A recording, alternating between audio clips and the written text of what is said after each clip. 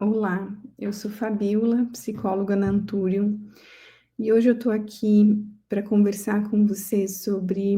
os cuidadores de pessoas com doenças graves, como as demências. Pessoas que têm o diagnóstico de uma demência são pessoas que vão conviver com uma doença que é crônica e que é progressiva, e que, com o passar do tempo, portanto, vão enfrentando perdas, atividades que a pessoa conseguia fazer, que não consegue mais, mudanças no seu comportamento, dificuldades para a organização das rotinas, de atividades de vida diária. E tudo isso faz com que quem está próximo, quem cuida dessa pessoa, cada vez mais tenha que assumir tarefas, a gestão dessas atividades e muitas vezes conduzir, pensar, antecipar, programar, né? Muitas atividades também que vão ser necessárias aí para garantir o bem-estar de quem adoece. E aí, muitas vezes, trabalhando com pessoas que têm uma demência e conversando com seus cuidadores, avaliando esses cuidadores, dando suporte, a gente vê que é comum a sensação para alguns deles, para alguns desses cuidadores, cuidadoras, né, melhor dizendo, assim, na maioria das vezes são mulheres, que essas pessoas se sentem egoístas, se sentem sendo egoístas na medida em que tiram um tempo para si e realizam alguma atividade de autocuidado. Então, pode parecer, né, que cuidar de si mesmo nesse contexto seja um egoísmo, quando na verdade não é.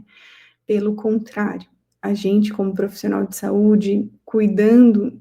de pessoas que precisam também de algum cuidado, seja de um cuidador formal ou informal, alguém que é da família, que exerce esses cuidados, ou alguém que é contratado para exercer esses cuidados,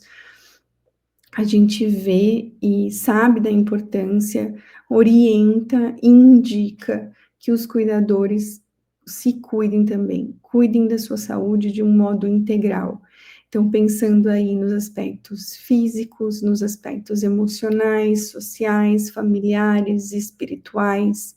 tudo isso precisa também ser pensado para os cuidadores. Não é um egoísmo ter tempo para si, cuidar da sua própria saúde, cuidar para que quem cuida de alguém não adoeça, porque infelizmente o adoecimento do cuidador é bastante frequente por uma série de razões, né?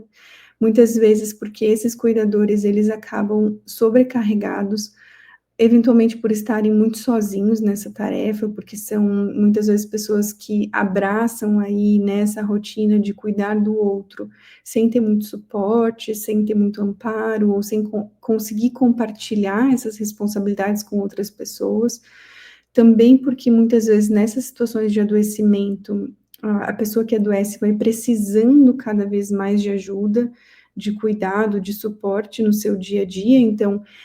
o que é de tarefa e de responsabilidade do cuidador vai aumentando em complexidade, né? Às vezes nos finais, assim, nas fases mais avançadas aí, né? Às vezes no final de vida de uma pessoa com alguma demência, a pessoa precisa de uma vigilância constante, de um cuidado que é muito constante. E se o cuidador está ali muito sozinho para exercer essa atividade, isso pode ser muito, muito cansativo, esgotar todos os recursos físicos, emocionais, eventualmente financeiros, né, que as pessoas têm, né, e que tinham até então. Então, a gente precisa considerar que cuidar de uma pessoa com uma doença grave, que é progressiva, que com o passar do tempo talvez vai precisar de cada vez mais cuidados, precisa de um certo planejamento. É diferente da gente imaginar que uma pessoa vai fazer uma cirurgia e daqui a 15, 20 dias vai estar completamente restabelecida. Porque às vezes a gente, como cuidador, vai pausar a nossa vida, vamos pensar assim, por esse tempo para cuidar do outro, mas daqui a pouco o outro está restabelecido, retorna às suas atividades e a gente também, né? Então, quando a gente pensa num cuidado com alguém com demência, a gente tem que pensar que esses cuidados eles vão se prolongar ao longo do tempo e eles provavelmente vão se intensificar. Então, os cuidadores eles precisam incluir na sua rotina de cuidado ao outro também uma rotina de cuidado a si mesmos. Seja garantindo espaços para atividade física, pequenas atividades de lazer, os cuidados com sua saúde espiritual, principalmente quando já era uma rotina realizada antes, né, de assumir esse cuidado, manter as suas relações com amigos, com familiares, eventualmente com esposa, marido, filhos, ter tempo para si, porque quantidade de tempo junto com quem precisa de cuidados não significa necessariamente qualidade. Muitas vezes o que a gente vê é que quando o cuidador se ausenta 1 hora no dia, 2 horas no dia, algumas horas na semana, em alguns momentos, que é para então poder cuidar de si, esse cuidador ele retorna numa condição muito melhor para cuidar do outro. E assim a gente tem a garantia de um bom cuidado para quem adoece, mas também de uma promoção e uma prevenção em saúde para esse cuidador, porque é uma tarefa desgastante, envolve não só a execução de tarefas, mas uma gestão mental muito intensa,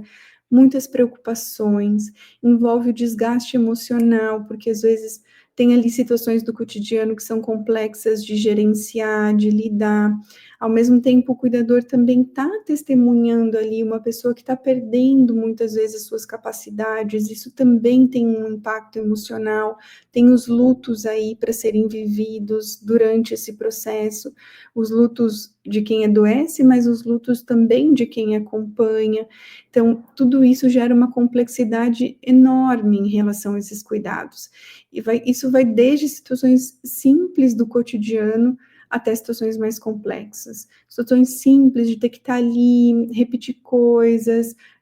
fazer e refazer pequenas tarefas do dia a dia, até eventualmente lidar com conflitos, e às vezes grandes conflitos, entre família, entre quem participa desse cuidado, porque às vezes alguém quer de um jeito, outra pessoa quer de outro, né?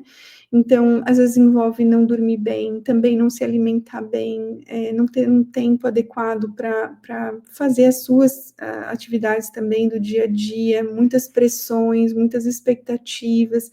Então, vejam só como são tantas situações aí que os cuidadores precisam enfrentar, e por isso é muito importante que tenha um espaço para se recarregar fisicamente, emocionalmente, espiritualmente, socialmente, como eu comentei. Então, de novo, o cuidador que cuida de si, as cuidadoras que cuidam de si, não são pessoas egoístas, na verdade, são pessoas responsáveis consigo mesmas, com a sua saúde e com a saúde daquelas pessoas de quem cuidam. E se for difícil fazer isso sozinho, busque ajuda, busque amparo, seja dos profissionais de saúde, procure uma unidade básica do seu bairro, por exemplo, para pensar que suporte você pode ter ali, profissionais qualificados que você conhece, converse com os profissionais que atendem também